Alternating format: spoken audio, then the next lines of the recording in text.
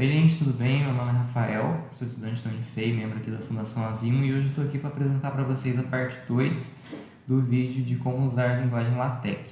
Caso você não tenha visto a parte 1, vai lá e assiste e depois volta aqui nesse vídeo. Bom, no primeiro vídeo, relembrando, a gente viu o básico da linguagem LaTeX, como formatar texto, alinhamento, etc., como fazer listas, tabelas, colocar imagem. E hoje a gente vai ver um pouco mais específico, a gente vai ver primeiramente a parte matemática, como inserir equações, coisas matemáticas no seu texto. Então eu tenho aqui um documento feito pelo nosso amigo Cauã, que foi quem fez o roteiro do vídeo e fez esse documento aqui para ajudar. E aqui ele colocou algumas maneiras de representar equações matemáticas. Eu vou mostrar para vocês aqui, mas depois eu vou fazer num documento em branco que eu tenho aqui para vocês irem acompanhando. Então, primeiramente, a gente vai usar esse pacote aqui, certo? Que ele vai ajudar a fazer questão dos símbolos e etc. das equações que a gente vai precisar. Então, vamos lá. Aqui dentro do meu ambiente documento, depois do Maketitle, eu vou começar a escrever. E a primeira coisa, o mais básico que a gente quer, é quando a gente quer colocar alguma fórmula, alguma equação no meio do texto. Então, por exemplo, eu vou falar, sei lá, sobre a lei de Ohm. A lei de Ohm diz que... Aí eu vou colocar a equação da lei de Ohm no meio do meu texto aqui. Como que eu faço?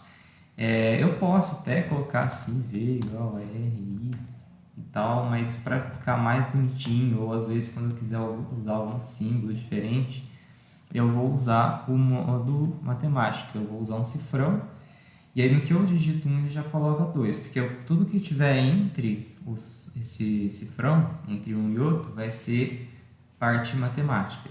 Então, vou colocar aqui V igual R, I. Quando eu fizer a multiplicação, eu posso deixar desse jeito aqui, né? Posso omitir a multiplicação, mas eu também posso colocar um sinal de multiplicação, que é aquele ponto centralizado. Para isso eu vou utilizar o barra C dot. Ele fica um pontinho centralizado, indicando que é uma multiplicação.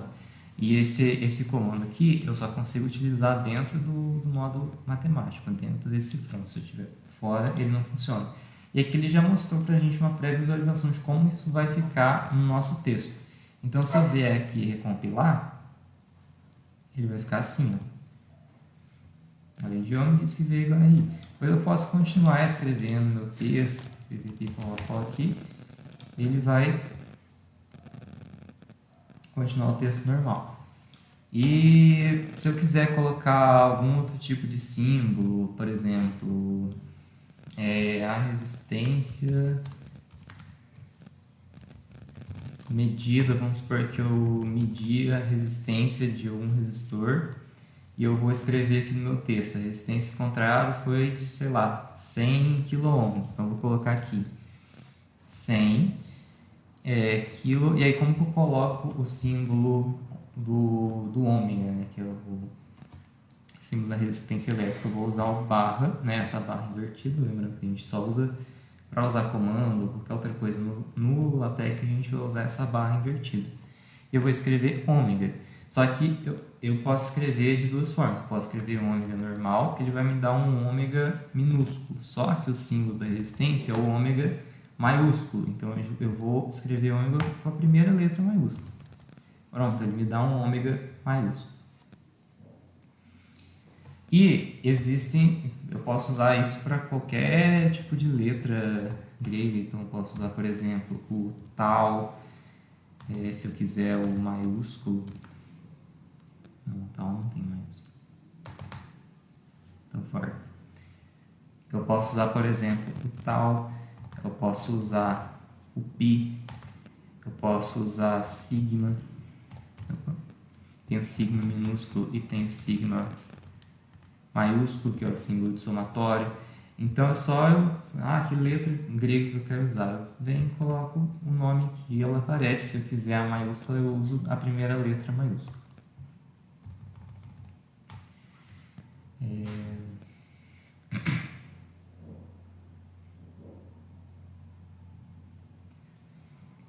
Eu Eu também posso fazer, por exemplo, potências. Então, se eu quiser, ao invés de colocar que a resistência foi de 100 kΩ, eu posso falar que foi 100 vezes 10 ao cubo. Então, eu posso colocar aqui 100, aí aquele pontinho, né? 10, e como que eu faço o elevado ao cubo? Eu uso o acento circunflexo, e ele vai elevar aqui para mim, vai fazer a potênciazinha para mim.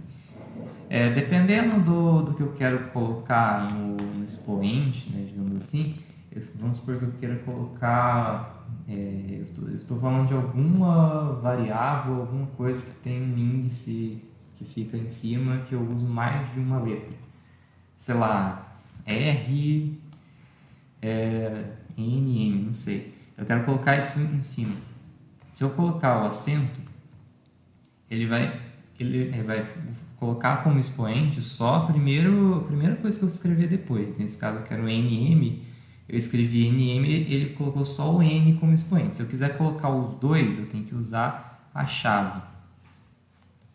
Abrir e fechar a chave. Aí ele coloca os dois como expoente. Mesma coisa se eu quiser colocar como índice, né? Se eu quiser colocar embaixo, eu vou usar o underline. E aí eu abro a chave, coloco lá NM, sabe? Independente do que você queira representar, eu coloco como índice embaixo. E dá para colocar os dois também se eu quiser. A, B, C. Eu coloco em cima e embaixo. Agora, se eu quiser também colocar, por exemplo, o índice embaixo de índice, eu posso também colocar. Então, aqui dentro dessa chave eu coloco o índice, eu coloco o underline de novo, abro a chave, coloco outro subíndice aqui e pronto. Aí fica um índice embaixo do outro. Então, aqui para mostrar como é que ficou, né? Eu estava até esquecendo de recompilar os outros, mas dava para ver na pré-visualização. Outra coisa também é quando eu quero fazer uma fração. Então, se eu quiser fazer uma fração, alguma coisa em cima do outro, eu coloco barra frac. Eu vou dar um tab e já vai colocar automaticamente para mim as duas chaves, né? Então, o que tiver dentro da primeira chave vai ser o numerador e o que tiver dentro da segunda chave vai ser o denominador. Então, eu quero colocar A sobre B, por exemplo. Aí aparece aqui. Eu posso colocar qualquer coisa aqui, 125V quadrado, menos A, não sei. Eu posso colocar qualquer coisa, ele vai colocar em cima. E depois, o que tiver na segunda chave, ele vai colocar embaixo da fração, né? Vai ficar no denominador. E aqui ficou. Agora, usando isso que eu acabei de ensinar, vamos montar uma equação um pouco mais complexa.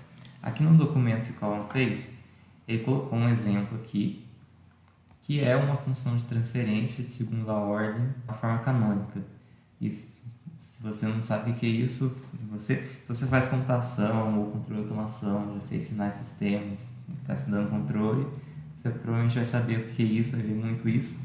Mas aqui eu estou usando o exemplo que o Cauã deu para um sistema de controle, né? Então tem aqui uma função de transferência. Eu vou refazer essa função aqui para vocês acompanharem. Eu mostrei como colocar equações e coisas matemáticas no meio do texto. Mas se eu quiser colocar uma equação tipo numa linha separada, centralizada, bonitinho, aí como que eu faço? Eu posso colocar dois cifrões, aí eu vou até copiar o texto que o Cauã colocou aqui para mostrar como fica com o texto. Se eu colocar cifrão duplo, agora o que eu colocar aqui dentro, ele vai fazer uma equação centralizada. Então vamos lá. Eu vou copiar aquela equação, então é o que? É o h de s igual, aí é uma fração, certo? E o que está no numerador é o ômega n, então o ômega índice n, isso aqui eu acabei de ensinar para vocês. Ele é elevado ao quadrado, então eu coloquei o índice e vou colocar a potência, né, elevado ao quadrado. Embaixo eu vou ter s ao quadrado mais zeta ômega n s mais ômega n ao quadrado. Pronto. E assim ficou na pré-visualização. Vou recompilar e ele ficou desse jeito. Ó, a equação ficou centralizada com o meu texto na linha de baixo, para dar um destaque maior, né? Ao invés de colocar ela no meio do texto, eu posso colocar ela centralizada. E também tem outra forma de fazer a mesma coisa. Ao invés de colocar o cifrão duplo, eu posso colocar barra e colchete. E aí eu coloco aqui dentro da mesma coisa. Igual.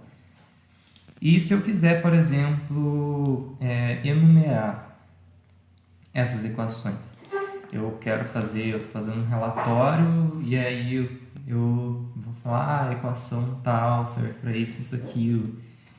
Quando eu quero referenciar alguma equação, eu vou criar um ambiente de equação. Então, begin equation.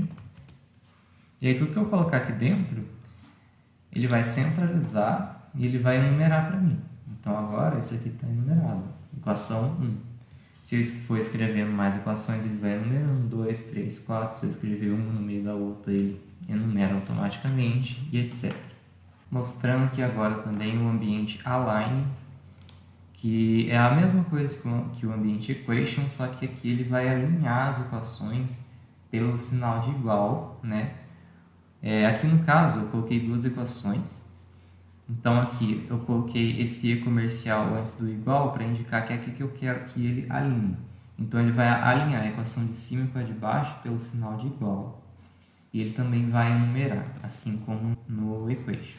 E a única coisa diferente que tem aqui é a integral, né? Então tem uma integral aqui. E a integral é feita dessa forma, barra int, underline, aí dentro da chave o limite inferior, circunflexo dentro da chave o limite superior. Bem simples. Bom, eu vou deixar aparecendo aí no vídeo algumas imagens de alguns símbolos e coisas que a gente costuma usar em equações matemáticas e como inserir eles no código. Para não ter que ficar falando um por um aqui, porque tem muitos, né? Tem muito símbolo, muita coisa. Vou colocar aí algumas imagens para vocês verem, vocês pausam, dão uma olhada e vão testando, enfim. Mas no mais, parte matemática é isso mesmo. Bom, outra coisa interessante que dá para fazer também, quando a gente, por exemplo, a gente da Fundação Enzima, a gente quer colocar o código, está fazendo documentação de um robô e quer colocar o código, né, a programação dele dentro da documentação. Se eu simplesmente pegar o código e colar no texto, vai ficar feio, não vai dar para entender direito. Então, como a gente faz para colocar isso de uma maneira que fique mais bonitinha, mais bem colorido, fácil de entender? Aqui, a gente vai estar usando esses pacotes, né, o listings, junto com o Xcolor, para a gente fazer uma seção bonitinha colocando o nosso código. Então aqui eu vou criar o estilo, né, para o bloco de código, usando esse comando lst7. E aqui eu coloco várias coisas, recomendo vocês copiarem caso vocês queiram usar isso daqui, mas basicamente eu estou configurando linguagem Python, tamanho, cor, etc. Isso aqui vem antes do meu begin document. Então isso aqui é antes do ambiente do documento. Isso aqui é uma configuração. E aqui embaixo tem o código, né? Então eu coloquei um begin lst listing. E dentro desse ambiente eu coloco o meu código. E ele vai ficar dessa forma aqui, ó. Ele fica um quadro bonitinho, colorido, com os números das linhas, etc. Ele tem até título. Então eu coloquei aqui caption, script de controle do robô. E aí ele fez um título para mim. E eu ainda coloquei o label para eu poder usar isso aqui como referência depois. Falando agora sobre referências, como que a gente faz para colocar referências no nosso texto? Primeiramente, a gente vai criar um arquivo chamado referências.bib e aqui a gente vai colocar os nossos livros, né, ou artigos, sei lá, o que a gente quiser citar aqui.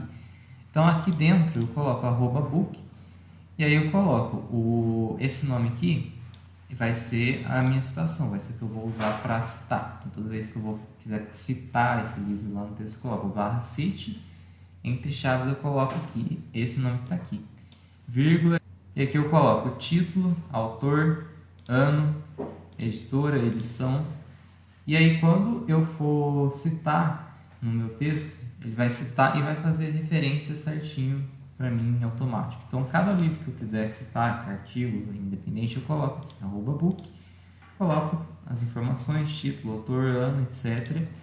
E aí aqui no meu arquivo main, quando eu quiser citar, aqui embaixo eu vou colocar esses dois comandos aqui. Então esse aqui ele vai definir o estilo, né, das referências, e aqui ele vai criar a minha seção de referências igual tá aqui, ó. Então essa parte aqui ele vai chamar o arquivo referências e vai criar aqui, ó, as minhas referências. Então ele colocou primeiro livro que eu coloquei, já de forma bonitinha, e 2 o segundo livro. E aí quando eu vou fazer a citação, eu coloco. Então lembra que se eu clicar 2 vezes no texto, ele mostra para mim onde que está essa parte no código. E aqui ele está usando para cite, /cite entre chaves Ogata 2010. Ele vai citar aqui, ó. Ele vai citar com um 2 entre essas linhas, e aqui nas referências ele vai estar mostrando o que é o 2, o que é o 1. Aqui também tem outra citação, ó. Então, /cite NISE 2001, ele citou como 1, e aqui nas referências ele está explicando que o 1 é esse livro aqui. Bom, esse foi o vídeo, apesar de curto, né, bem mais curto que o outro. Tem bastante coisa interessante, espero que vocês tenham gostado. Se gostarem, deixe o gostei, não esqueça de se inscrever, compartilhar. E é isso, até o próximo vídeo. Muito obrigado por assistir.